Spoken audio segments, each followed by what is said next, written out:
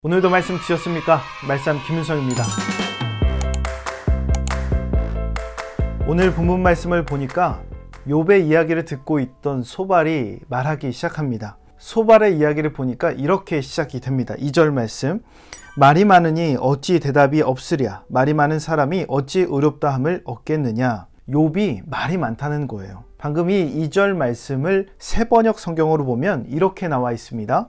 내가 하는 헛소리를 듣고서 어느 누가 잠잠할 수 있겠느냐. 말이면 다 말인 줄 아느냐. 욥의 말이 헛소리라는 거예요. 헛소리를 너가 너무 많이 한다. 말이면 단 줄 알아? 라는 것이죠. 욥이 틀렸다라고 이야기하는 겁니다. 소발이 이렇게 말하고 주장하는 태도를 보면 알 수 있는 사실이 한 가지 있어요.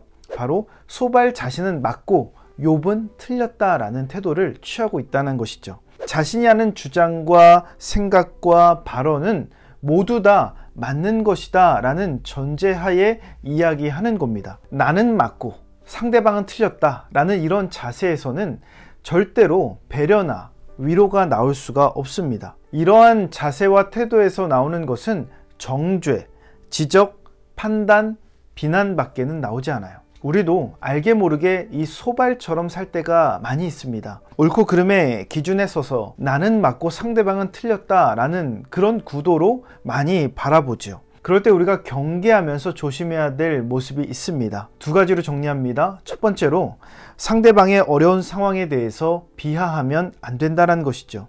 6절 말씀을 새번역 성경으로 보겠습니다.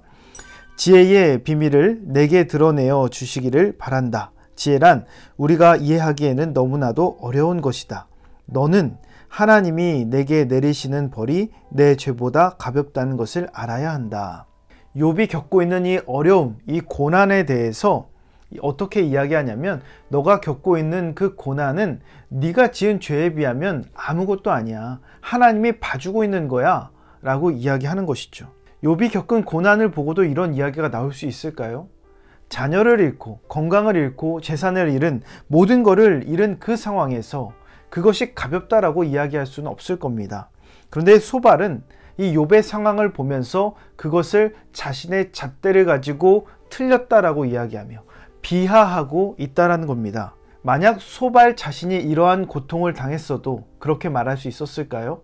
저는 아니라고 생각합니다. 상대방의 상황이나 그 고난이나 그 형편을 자신의 기준과 잣대를 가지고 판단하고 비하하는 것은 자신의 주장이 맞다는 생각에서부터 출발한다라는 겁니다. 그러기에 상대방이 겪고 있는 그 어려움의 크기를 자신의 생각으로, 자신의 기준으로 비하하거나 평가해서는 안 된다라는 것이죠. 두 번째로 자신에게는 적용하지 않는 내로남불의 우를 범하면 안 된다는 것입니다.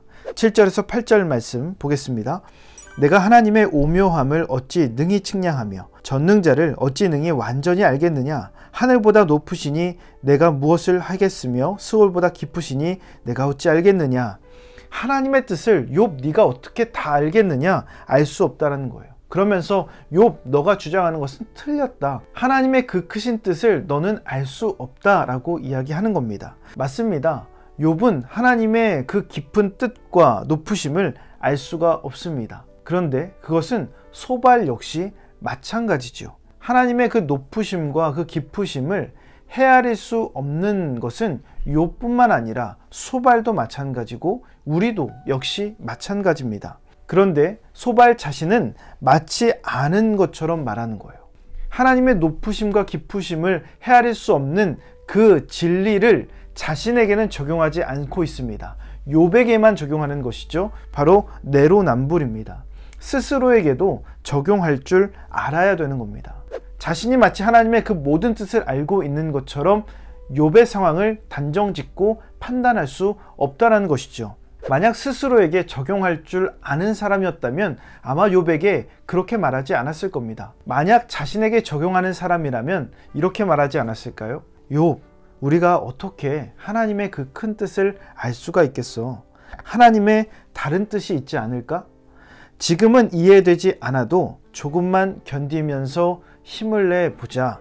하나님은 우리를 절대로 실망시키지 않으실 거야. 이렇게 말하면서 하나님의 뜻을 헤아릴 수 없다라는 것이 욥뿐만 아니라 자신도 마찬가지라는 사실을 인지하고 적용했을 겁니다. 그러기에 하나님의 말씀과 기준은 자신에게 먼저 적용해야 된다는 겁니다. 그렇게 자신에게 먼저 적용할 때에 성찰이 일어나고 반성이 일어나고 겸손이 나타나서 다른 사람을 섬기며 배려할 수 있는 그런 믿음의 삶이 될 수 있다라는 것입니다. 그러기에 철저하게 우리 자신을 먼저 말씀으로 돌아보며 적용하는 그런 믿음의 삶이 되시기를 주님의 이름으로 축원합니다. 몇 가지 묵상 질문 알려드립니다. 여러분은 자신이 항상 옳다고 생각하십니까? 누군가의 힘든 사건이나 상황을 보며 쉽게 생각하며 비하한 적이 있습니까? 하나님의 말씀의 기준을 자신이 아닌 다른 사람에게 적용하며 판단한 적이 있습니까? 이 묵상 질문을 곰곰이 생각하시면서 오늘도 실천할 수 있는 구체적인 계획을 세워보시기 바랍니다. 오늘 말씀의 내용이 도움이 되셨다면 좋아요와 구독 꼭 눌러주시고 이 말씀이 여러분의 삶이 되기를 예수님의 이름으로 축복합니다.